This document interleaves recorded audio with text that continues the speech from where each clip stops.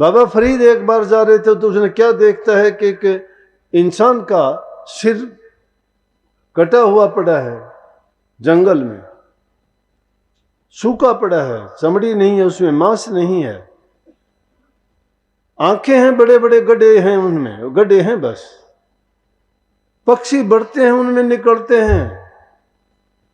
क्योंकि बाबा फरीद ने 36 वर्षों तक जंगल में रहे, वो प्रभु की भक्ति के लिए गए, इतने कष्ट सहे, कभी 12 वर्ष तो रोटी भी नहीं खाई, कंद मूल फल खाए, लेकिन फिर भी उनसे भी परहेज करवा दिया। उसकी मां ने कहा कि अगर तुमने वृक्षों के पत्ते और फल खाए तो गलत किया। लेकिन कुछ भी, जो मैं बात करना चाहता हूं, फरीद जी जंगल में जा रहे हैं, देखते हैं एक इंसान की सूखी हुई खोपड़ी पड़ी है, लेकिन वो कल्पना करते हैं ये खोपड़ी पता नहीं इंसान की होगी, औरत की होगी, औरत भी किसी राजा की महारानी होगी, जब ये कितनी सुंदर होगी, इसकी गोरी चमड़ी होगी, सुंदर रूप होगा, हुस्न होगा, इसकी आंखें कितनी सुंदर होंगी, उनको कैसे सजाती होगी, कैसे देखती होगी, अगर थोड़ी भी चोट लगती होगी, हाथ या सड़ाई भी आंखों में करती होगी तो भी इसको दर्द होता होगा। और आज देखो इसकी हालत क्या है, इसकी आंखों में पक्षी बढ़ते हैं, निकलते हैं, अंडे दे रखे, और उसको देख के बोल पड़ते हैं, दो आबी है कि जिन लोहिण जग मोहिया सो लोहिण में दिठ, कि जो आंखें संसार को मोती थी और संसार को देख के खुद मंत्र मुग्ध होती थी, वो आंखें मैं देखता हूं। उन आंखों की क्या हालत है, काजल रेख न सेंदिया पंछी सोए बहिठ, कि जिनमें काजल की रेख भी डालते हुए जिन दर्द होता था, सड़ाई घुमाते हुए भी, आज उनके अंदर पक्षी बैठे हुए। वही बात कबीर साहब ने कही कि जितनी खेड़े ठेकरी घड़ घड़ गए कुम्हार, चिनान हाले भी चले गए चिनामन हार, चेजारे भी चले गए। खेड़े ठेकरी का मतलब बड़े बड़े ऊंचे ऊंचे मिट्टी के ढेर देखे होंगे, किसी समय में सभ्यता थी, उनमें भी इंसान रहते थे, क्योंकि वो सभ्यता उनकी दबी हुई है, कोई प्राकृतिक आपदा आई जिसके कारण सब के सब ध्वस्त हो गए। उसी यहां से रास्ते में जाते हुए अग्रोहा में देख लो, मिट्टी का जो दर्द है वो भी किसी समय में बहुत एक सभ्यता थी। और भी दुनिया में बहुत बड़ी बड़ी सभ्यताएं ऐसी मिली हैं जिनकी खुदाई की गई, लेकिन उनमें जाके देखोगे कंकर में पत्थर निकलते हैं, कहीं टूटे हुए मटकों की उनके टुकड़े निकलते हैं, कहीं सिक्के निकलते हैं, कहीं चांदी सोने के बर्तन, कहीं और दूसरी धातुओं के बर्तन निकलते हैं। तो वो देखो, उनको देख के कबीर साहब कहते कि जितने ये खेड़े में ठेकरी हैं, इन ठेकरियों को देखो, इनको भी बनाने वाला कोई था। उन्होंने भी ऊंचे महल बनाए होंगे, मकान बनाए होंगे, उनमें रहते होंगे, उनके बनाने वाले भी थे, चिनाने वाले भी थे, लेकिन वो भी गए। कहने का मतलब रहने नहीं पाए। आज बड़े बड़े किलों को जाके देखो, उन किलों में कल्पना करो राजे महाराजे रहते थे, कहाँ उनके चौबदार रहते थे, नौकर सैनिक रहते थे, कितने सुरक्षित उन्होंने बनाए थे, कितनी ऊंचाइयों पर कितनी उनमें मेहनत करके बनाए होंगे। उनमें राजकुमार रानियां भी रहती थी, कितने नौकर चाकर उनकी देखभाल करते थे। लेकिन आज उन किलों में कुछ भी नहीं है, खाली पड़े। क्या हुआ, क्यों कही ये बातें कही? हम भी तो वही चीजें दोहरा रहे हैं, हम करते क्या हैं? उन्होंने तुलना करके ये कही कि अरे ये चीजें तो बहुत लोगों ने कही, रावण जैसे राजा थे, लंका सोने की बनाई थी, लेकिन 1 लाख पूत 1.25 लाख नाती थे, उसके घर दिया बाती जलाने वाला भी नहीं बचा था। तो गर्व और गुमान किस चीज का है? गफलत किस चीज में, किस गफलत की नींद में, भूल में हम सोए हुए हैं, जो हमें इन चीजों से, उस काल से, इस जन्म मरण के भारी दुख से बचाने वाली चीज कौन सी है? हरि रस है, नाम रस।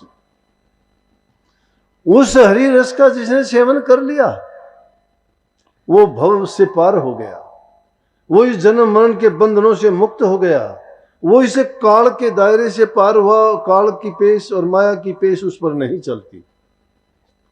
जिसको नाम की टिकट मिल गई, लेकिन ये नहीं कि नाम की टिकट देखा देखी, गुरु के पास गए, मुझे भी नाम दे दो, मुझे भी नाम दे दो, लेकिन करवट नहीं ली हमने, बदले नहीं हम।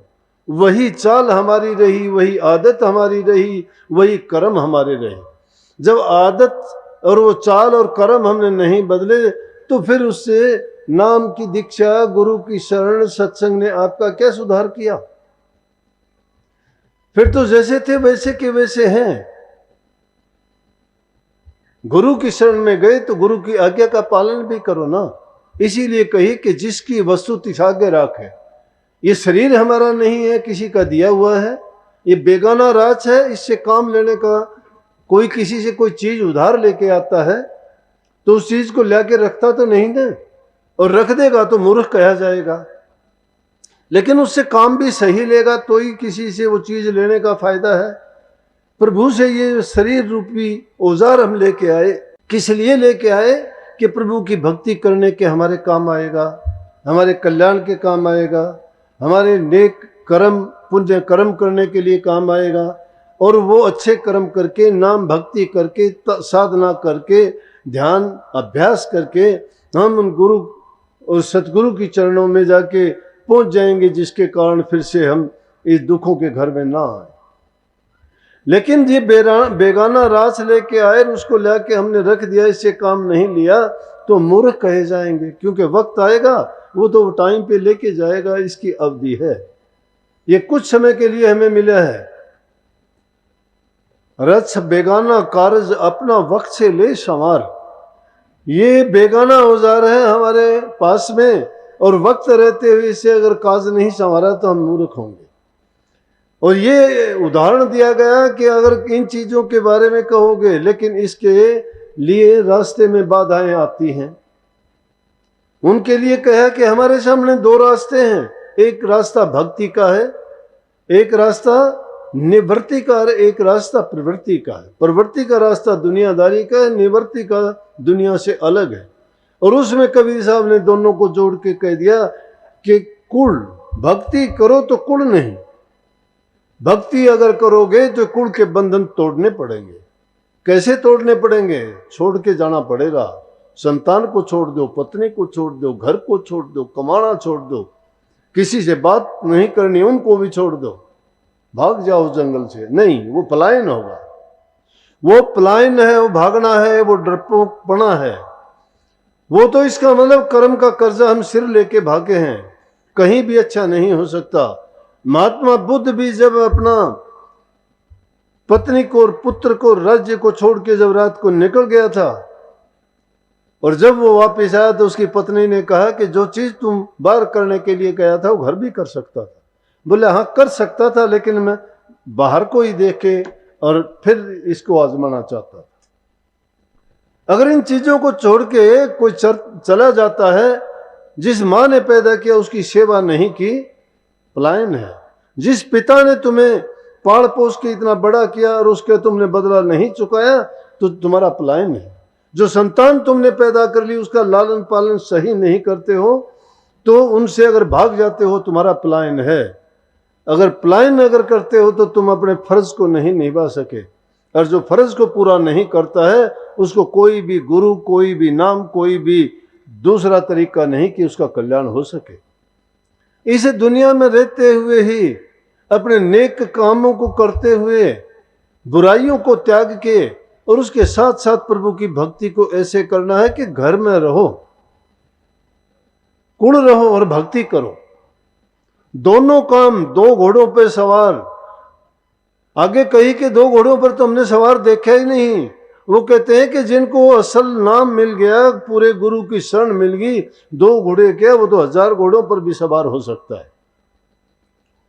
ये चिंता का विषय नहीं। लेकिन गफलत को त्यागना पड़ेगा, मोह नींद से जागना पड़ेगा, जो भूल पड़ी हुई है उसको याद करना पड़ेगा, जो वादा हमने किया था वो निभाना पड़ेगा। वादा क्या किया था? वादा किया था गर्भवास में कि प्रभु की भक्ति करूंगा, बाहर निकलने के बाद प्रभु की भक्ति करूंगा। भूल जाते कोई बात नहीं, भटका हुआ इंसान वापस रास्ते पे आ जाए तो उसको भटका हुआ नहीं करना चाहिए। इंसान भटक जाते हैं, क्योंकि कब भटकते हैं जब कोई बताने वाला, चेताने वाला, जगाने वाला नहीं होता। लेकिन वक्त के संत सतगुरु जीवों को हेला देके और वो जगाने के लिए आते हैं, उनको जगाते हैं। और जब जो उनके बिरही अनुरागी जीव होते हैं, उनके कानों में जब गुरु का वचन, गुरु का शब्द पड़ता है, तो वो उसी प्रकार से उनके पीछे हो लेते हैं जिस प्रकार से कोयल के दिए हुए बच्चे कोयल के घोंसले से बड़े होके कोयल के पीछे भागने लगते हैं।